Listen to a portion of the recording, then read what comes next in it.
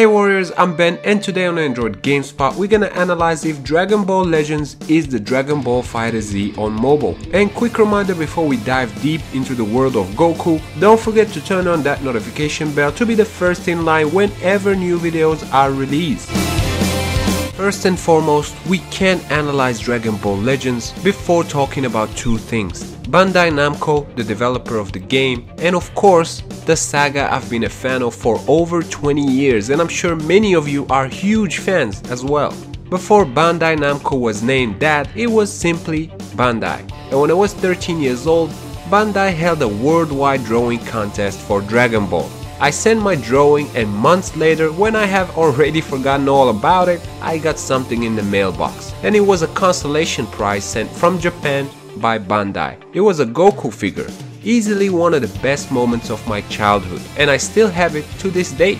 That to say that Bandai holds a special place for me, but Bandai Namco has not been making killer games on mobile, unlike companies like Square Enix, who not only keeps a certain quality standard for their games, but with their recent releases tries and manages to pleasantly surprise us often enough. I'm talking games like Hitman Go and Sniper, Lara Croft Go, and the more recent Final Fantasy 15 Pocket Edition. And I did a separate video on this one, and I'll leave a link down below if you wanna check it out. Now back to Bandai Namco. They definitely own some huge licenses. Franchises like Pac-Man, Naruto, Sword Art Online, One Piece, and of course, Dragon Ball.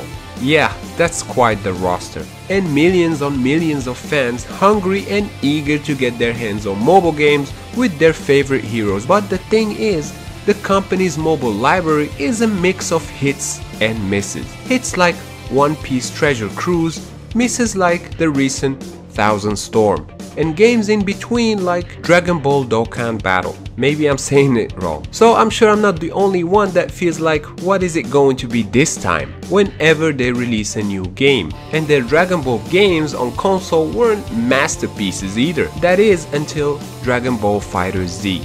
So has Bandai Namco finally learned from their mistakes? Is Legends the game we all hoped Dokkan Battle was going to be? Reviews on the internet do make one dream, saying things like this could well become the next Pokemon Go, or a Dragon Ball game made by Dragon Ball fans for other Dragon Ball fans. But let's scale back a little.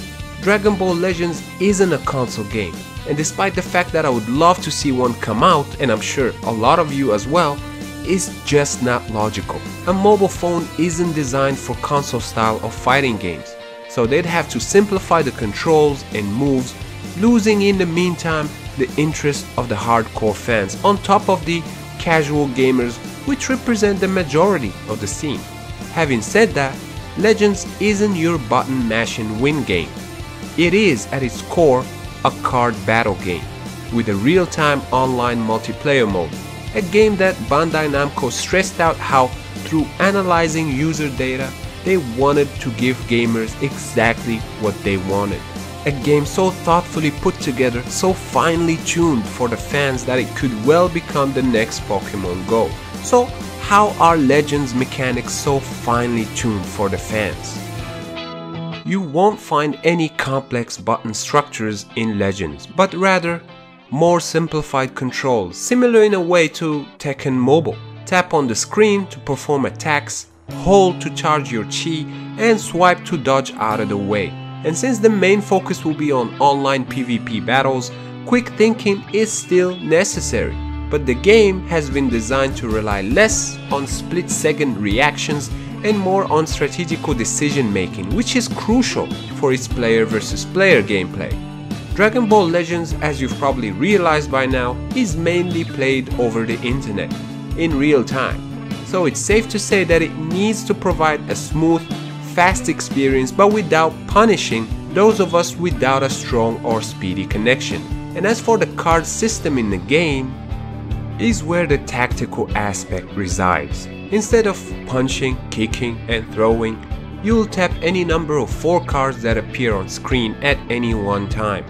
Cards are specific to each character and perform different moves. For example, a red card performs a melee attack, a yellow card a ranged attack, and green and blue cards are for special moves. They each take up energy so you can chain combos together as long as you don't use more than your total reserve of energy, which is 100 points. And with 3 different characters on each team for each battle that you pick before the fight starts, matches will certainly be diversified and the fun element is there. So is Legends the Dragon Ball game we've all been waiting for on mobile? When you start the game, you have to go through a forced tutorial that is a bit long, but once that's over, you'll find a game that manages to get many things right for once. The strategy element is there, although it's not as deep as some of you would have hoped. The voiceover is very well done and the graphics are top notch. There are in-app purchases, but they aren't priced as insanely as in some other games, so that's a plus, I guess. And if you're a Dragon Ball fan, you're going to have a blast. And even if you're not into animes, you can still have fun playing this one. The game is currently only available in the US on Android.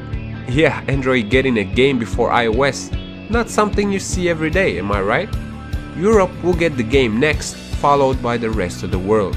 And that sums up the question, is Dragon Ball Legends the Dragon Ball FighterZ on mobile? What do you think so far? And what's your favorite Dragon Ball character? Were you able to try the game? Drop it all in the comment section down below, and I want to take a second to thank all 100,000 of you and counting of my subscribers. Thank you for all the likes, comments, kind words. Thank you for being part of this journey because I could not have done it without you. And also thanks to Bluestacks for sponsoring this video. If you're not familiar with the software, it lets you play your favorite Android games on your PC, giving you access to a wider screen display for your favorite mobile games. If you enjoyed this video, I would appreciate your thumbs up, and if you're new, hit that subscribe button and join us. I make new videos like this every week. And for those of you who are extra awesome, there is Patreon. It's optional, but donating even as little as $1 a month will go a long way into helping this channel grow. Once again, I'm Ben, thank you guys for watching, and I'll see you next time right here on Android Gamespot.